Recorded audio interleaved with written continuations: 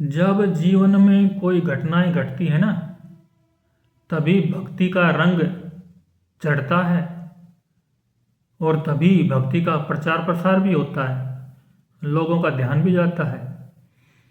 अभी हम ऐसी ही घटना प्रसंग पर बात कर रहे हैं। ओरछा के राजा हुए मधुकर शाह जी।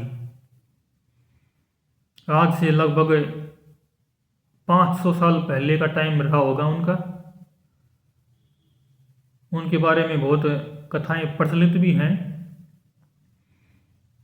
कि वो कितने बड़े भगत थे, दयालु थे।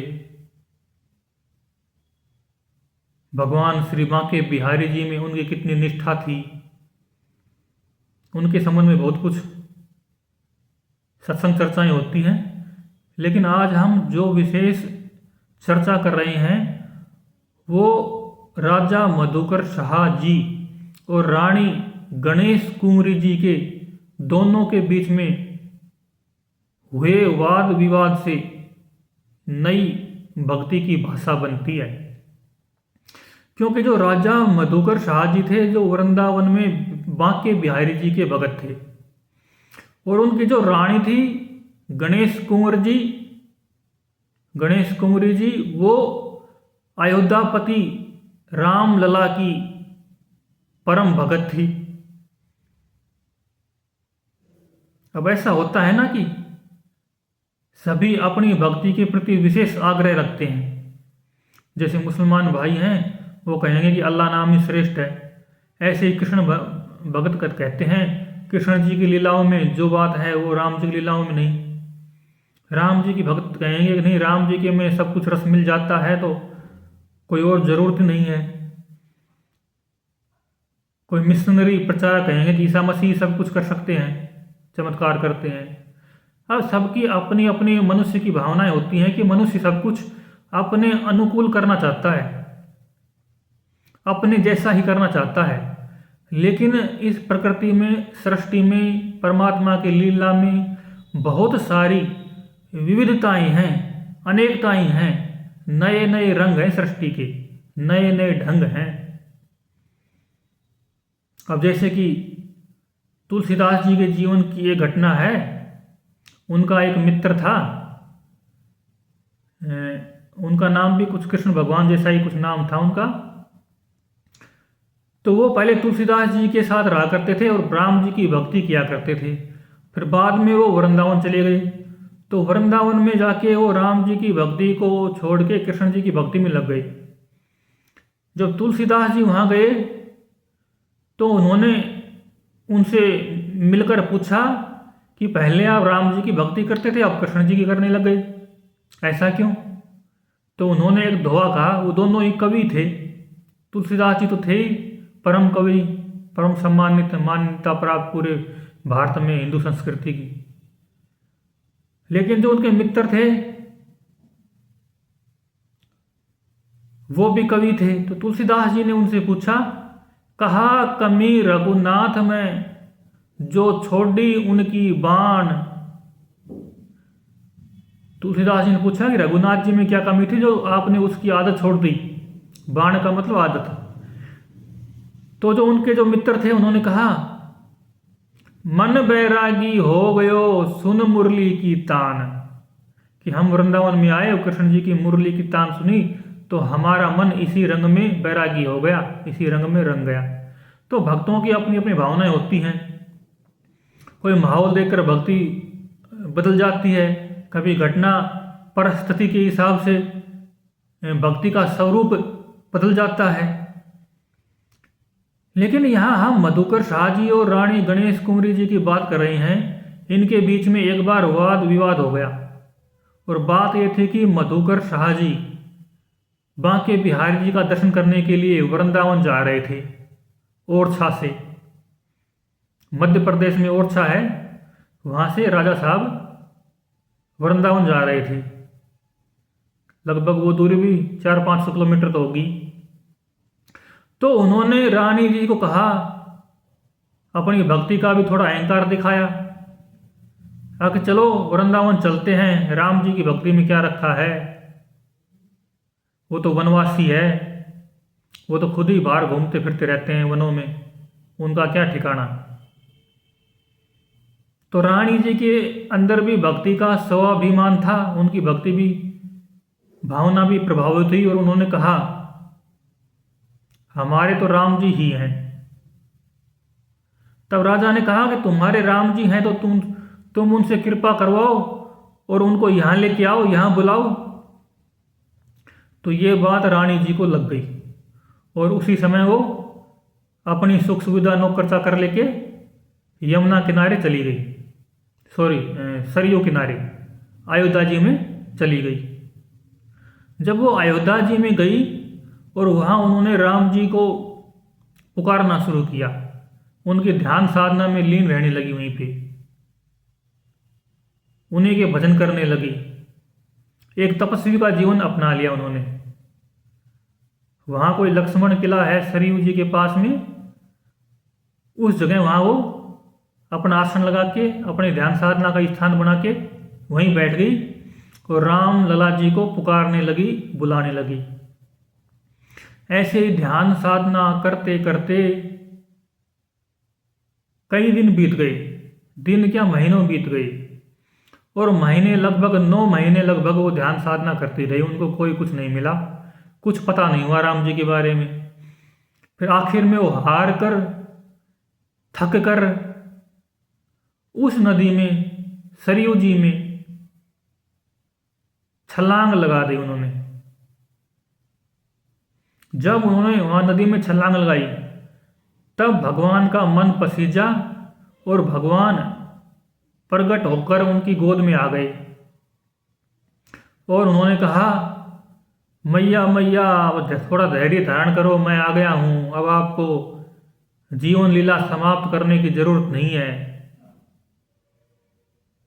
फिर वो यमुना जी से रामलला को लेके बाहर आ गई तो उनके हाथ में राम जी की एक मूर्ति आ गई। उनको राम जी के प्रत्यक्ष दर्शन भी हुए और उनको उनके गोद में राम जी की रामलला की बाल रूप में उनकी मूर्ति हाथ में गोद में आ गई। फिर वो बाहर आ गई। फिर उधर क्या हुआ, ये जो रामलला की मूर्ति इनके हाथ में आई तो ये लेके चल पड़े वापिस। अब इनके पास रामलला की मूर्ति आ गई थी, लेकिन रामलला को लेकर चलने के पहले रानी गणेश कुंवरी जी और रामलला के बीच में सौदा हुआ, शर्तें तय हुई। शर्त ये थी, रानी जी ने कहा कि आप चलो ओरछा में, वहीं विराजो। तो रामलला जी ने कहा हम ओरछा चलेंगे तो हमारी 3 शर्तें हैं। हम जब हमारी यात्रा होगी तो सिर्फ पुष्य नक्षत्र में ही होगी, किसी और टाइम में नहीं होगी। और टाइम में विश्राम करना होगा, रुकना पड़ेगा, चलना होगा सिर्फ पुष्य नक्षत्र में ही। एक शर्त यह है कि हम ओरछा जाएंगे तो हम वहाँ के राजा बन जाएंगे, हमारा ही राज्य रहेगा, हम ही वहाँ के राजा कहलाएंगे।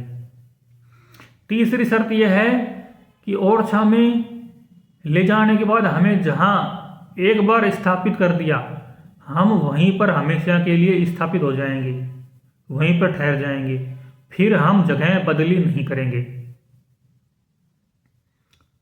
तो ये भी ध्यान रखना पड़ेगा आपको जहाँ भी रखना हो तो सोच समझ के विराजमान कराना। रानी जी ने तीनों शर्तें स्वीकार कर ली और चल पड़े। रास्ते में चलते गए, लोगों ने दर्शन किए, साथ में संत मंडली थी, कीर्तन भी होते रहे। रानी जी अपनी भावनाओं में राम जी को कभी दूर नहीं करती थी, सदा ही गोद में रखती थी, कभी एक पल भी अलग नहीं करती थी। और वहां से चलते चलते जब वो ओरछा पहुंचे, उधर जो ओरछा के राजा साहब थे मधुकर शाह जी, वो वृंदावन गए हुए थे। उनको कृष्ण भगवान ने सपना दिया कि तुमने गलती की है, तुमने एक भगत पे प्रश्न उठाया है, उसकी भक्ति पे प्रश्न उठाया है, ये कोई अच्छी बात नहीं है। राम और कृष्ण तत्व रूप से एक ही हैं, प्रेम दोनों का एक ही है। नाम रूप भार से अलग होने से भक्ति अलग नहीं हो जाती है।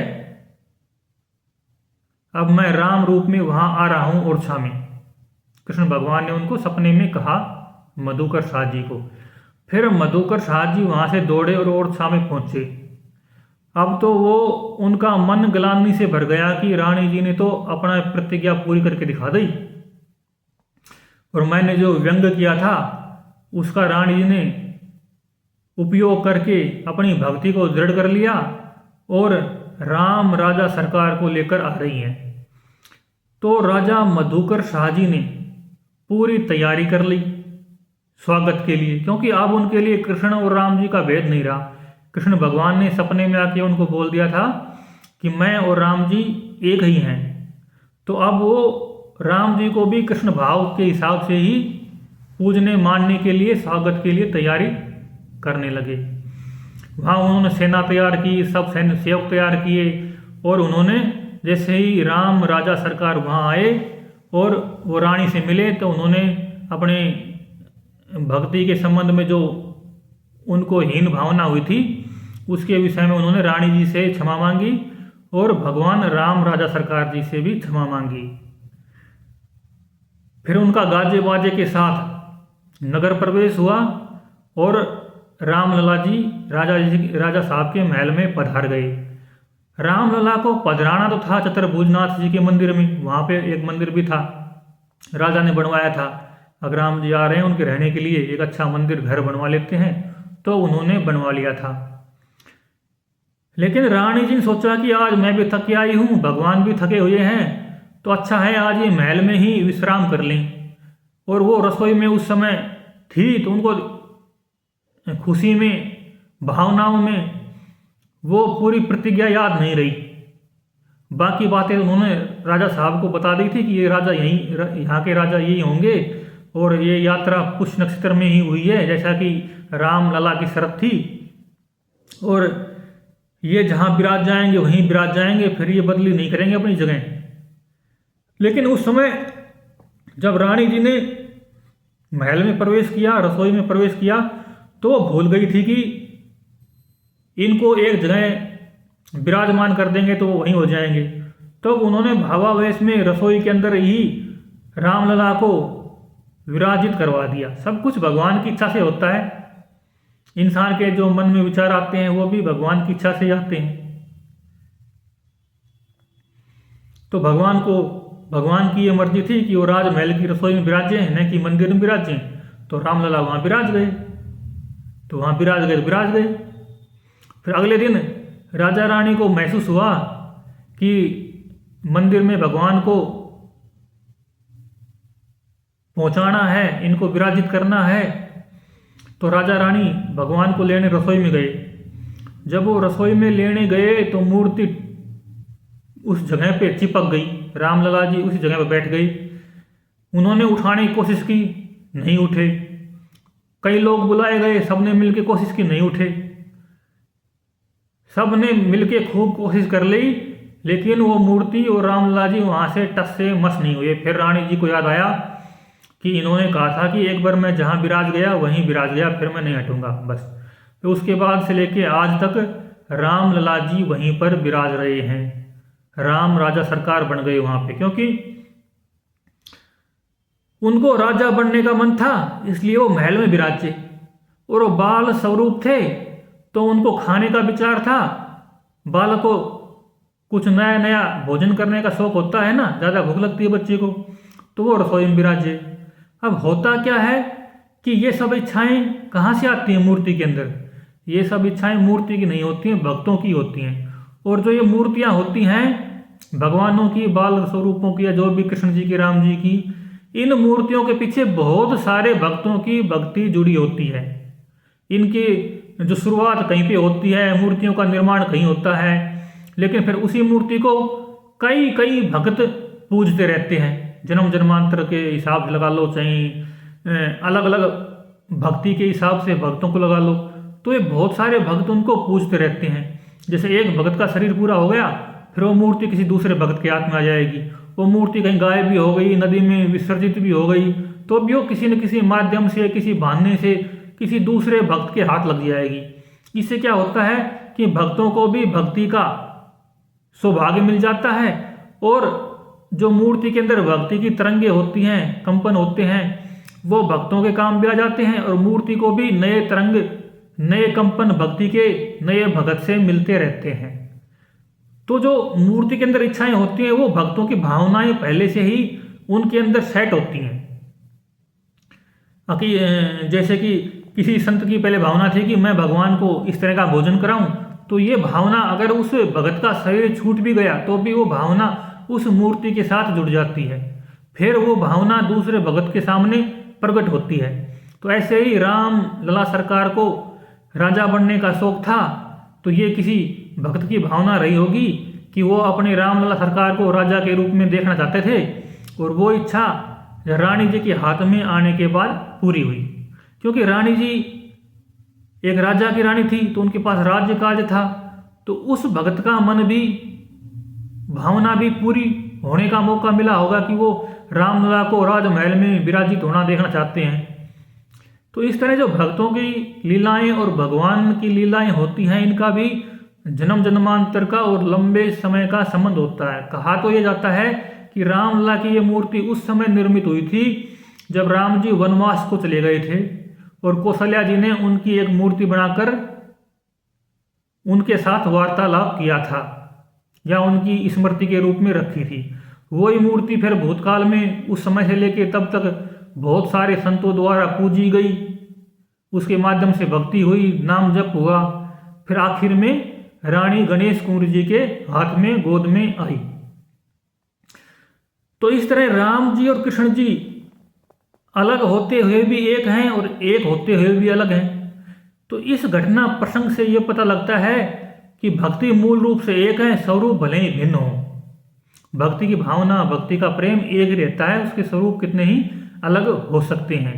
तो जो भक्ति का स्वाभिमान होता है या व्यंग्य होते हैं, वो हर मनुष्य का अपना अलग स्वभाव होता है, लेकिन आखिर में जब भक्ति प्रगाढ़ होती है तो वो एक तत्व पर ही आके रुक जाती है, सब में एक को ही देखने लग जाती है।